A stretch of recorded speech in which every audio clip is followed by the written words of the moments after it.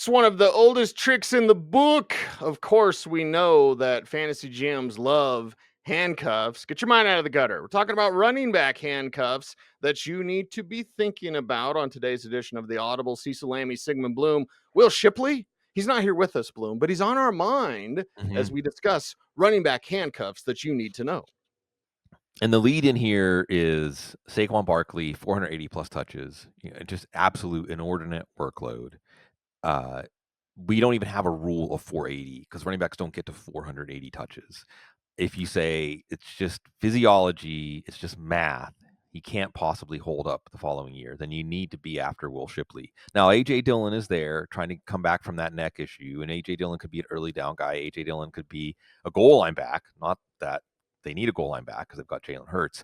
But what Will Shipley can do is a lot in the passing game, and early reports are in OTAs, he looks like a player ready for a new role, bigger role, and maybe even a breakout season. Because the other thing we need to look at, Cease, these teams speak with their personnel moves. Look, Ken Gainwell's like $1 million, $2 million, right? And if you're Kenneth Gainwell, you want to run it back and get another ring, right? If you're just only getting close to league minimum contract, not a lot guaranteed, why wouldn't you want to run it back for another ring? Maybe the Eagles saw what Will Shipley is capable of and said, at this point, maybe he has more to offer.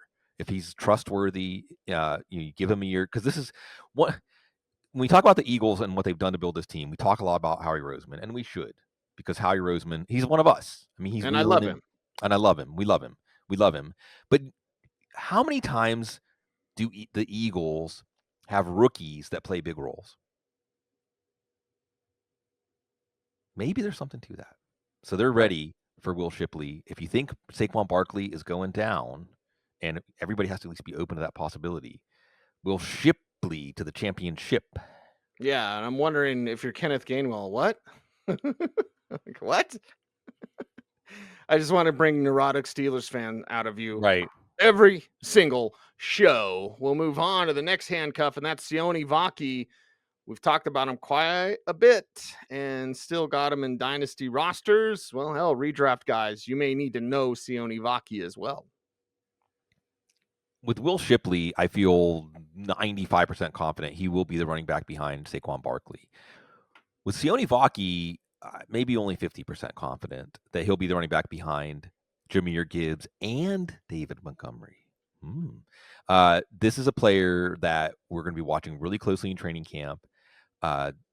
Big special teams production last year. Dan Campbell loves him, and he barely played running back at Utah. He was a safety, basically.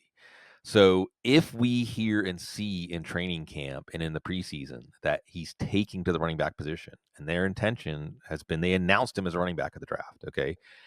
And he's ready to overtake Craig Netflix Reynolds. Love him, Netflix, because he was home watching Netflix whenever the NFL called, and he's hanging around. He's getting to be part of this great organization. But Sione Vaki has really great hands out of the backfield. Hence, I said Jahmyr Gibbs backup. But he also he was a safety. All right. How do you think that helps him, his mentality about contact and the rigors of the running back position? Great offense, great running game, and 2 paths to value for Sione Vaki. And now, if he can't overtake Craig Reynolds, the other side of this, and this is on the low key strategy tip, you want to take players late in your draft that, like a week or two into the season, either you're going to hold on to or you're going to drop. You don't want to necessarily take players in the late rounds that just clog up a roster spot and you miss those spots. So you take someone like Sione Vaki, maybe he's worthless, but that's not the worst case outcome, because that gives you an opportunity to get one of those flavors of the week instead of holding on to somebody, waiting for something that's never going to come. I struggle with the English language at times, but I believe that's fungible assets. Is that correct? Yeah. Like just things you can get rid of. Right.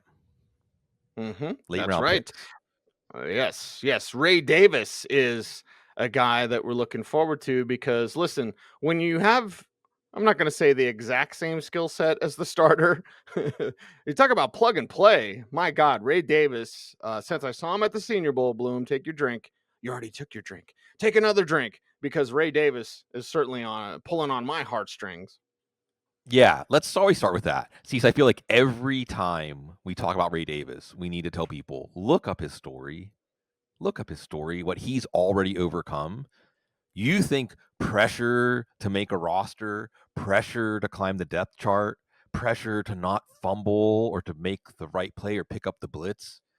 He's already overcome things that make those things look trivial. Totally trivial. So yeah, we love Ray Davis, and we're rooting for Ray Davis. Ray Davis got one game audition last year, I think it was a Monday night, as the starter, and looked plenty capable of being the starting running back for this team.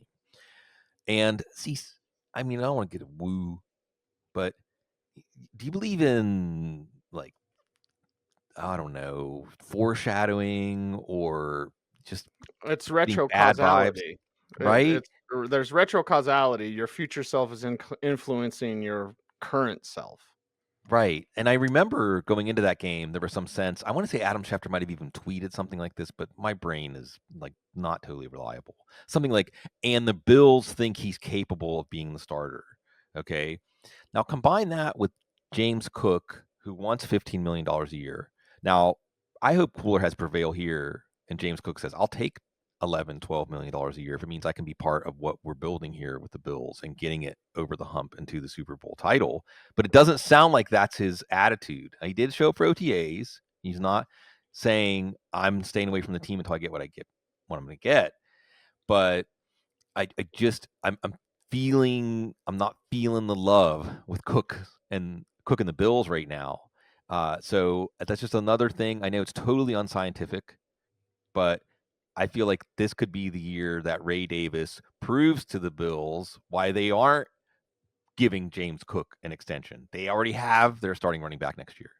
Well, and I won't get too deep in the weeds, although the show could just be this. Quantum Yeah. physics can prove retrocausality. Yeah. Well, here's how I like to put Observation. It's the slit experiment. It's Yeah. observation. So the whole Ray Davis thing, you say it's not scientific, baby, it actually is. Yeah, it is. And I'm going to say this too, is we think of time as blowing, like being behind us and like cause effect, cause effect, cause effect, cause effect. But quantum physics tells us that time is you can go forward or backwards and the equations all still work. So maybe we're being sucked towards something. Time doesn't blow, it sucks.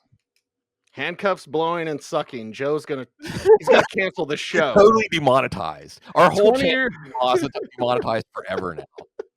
20 years is enough of this crap, buddy. Sorry, Yeah. Joe. Let's talk. And I it's multiple answers. It's multiple answers, okay? So we're just gonna call this section San Francisco running backs Yeah. because it's multiple answers. And in that system, it could be anybody. And in fact, we can go through all the Shanahan systems because they're not McVay systems. And actually, they're Bill Walsh systems if we're going to get technical. But we could go through all the Shanahan systems. Like, that's a guy they like. That means he can produce in that system, San Francisco system. So it may be Isaac Garendo, but it may be anybody that plays for the 49ers. Yeah, there's 3 names you need to know here, and you need to be ready to pivot. But we'll start with Isaac Garendo. He's the late round pick. We saw his size-speed combination show up whenever he got a chance to get on the field in the second half of the year. Not as much of a natural, and it took time for Jordan Mason to become the natural, as you taught us, Cease, the parlance, the bend, bang, bounce. He became a real natural. I don't know that Isaac Garendo is there yet, but it might not matter because of the system and because of the speed. But he also got hurt twice last year. So it's possible that he gets hurt in camp again. And we see that how quickly players can overtake players. How many times have there been a third or fourth round pick for Kyle Shanahan who gets Trey Sermon, right? There's been Tyrion Davis Price. There's been so many of these guys that go by the wayside. Behind Garendo is Jordan James, 5th round pick, not quite as agile as Bucky Irving, following in Bucky Irving's footsteps, but a similar back, similar build, similar low center of gravity, contact balance, hard-nosed running back, really smart, assignment sound. Jordan James, you knew that Kyle Shanahan wasn't going to be able to restrain himself from taking a running back out of the class with Jordan James. But there's another running back folks need to know here. And Jordan James could also get hurt, or this could just be a player that we have forgotten about, but the 49ers and Kyle Shanahan certainly have not forgotten about. It's Cody Schrader. And Cody Schrader was in the Rams camp. And, Cody Schrader is with the Rams. Scratch that. Patrick Taylor would be the other guy who's been doing things with the Green Bay Packers going back to when he kept Tony Pollard off the field in Memphis. So, yeah, remember Cody Schrader, but remember him as a Ram. Yeah, I just started talking about Shanahan systems. You're like, talk about them all.